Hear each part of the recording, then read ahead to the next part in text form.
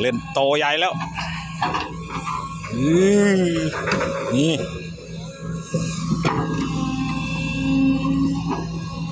โอ้อย่างใหญ่เลยนี่โอ้โตต้นตราดโอ้ขนาดพี่ใหญ่ยั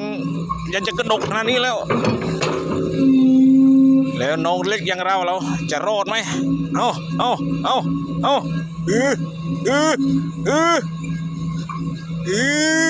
ไม่ไหวเ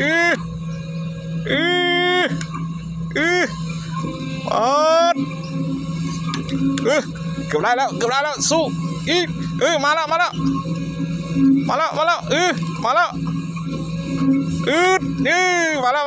โอ้โห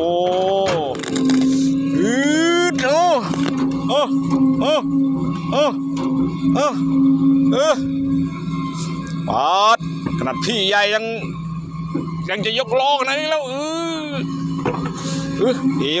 วปอดหนักเอาอยู่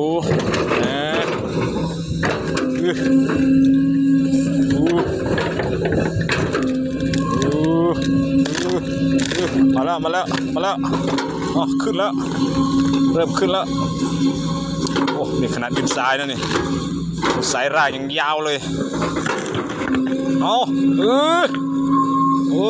เรานั่งงืดเลยนี่โอ้ยสงสัยถ้าเจ้าตัวเล็กของเราเนี่ยสงสัยร้องไห้เลยนี่งานนี้นี่ดีนะที่เราตัดสินใจเอารถใหญ่มาโอ้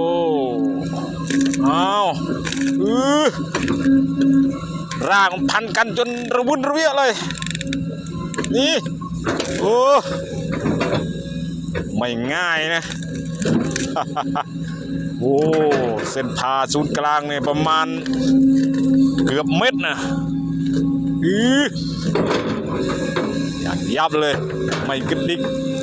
นั่นมาอย่างนี้เนี่ยยังจะไม่หลุดง่ายนะเสียงลั่นเนี่ยโอ้โหนี่ขนาดพี่ใหญ่ยังตึงอ่ะแล้วน้องเล็กล่ะจะรอดไหมนี่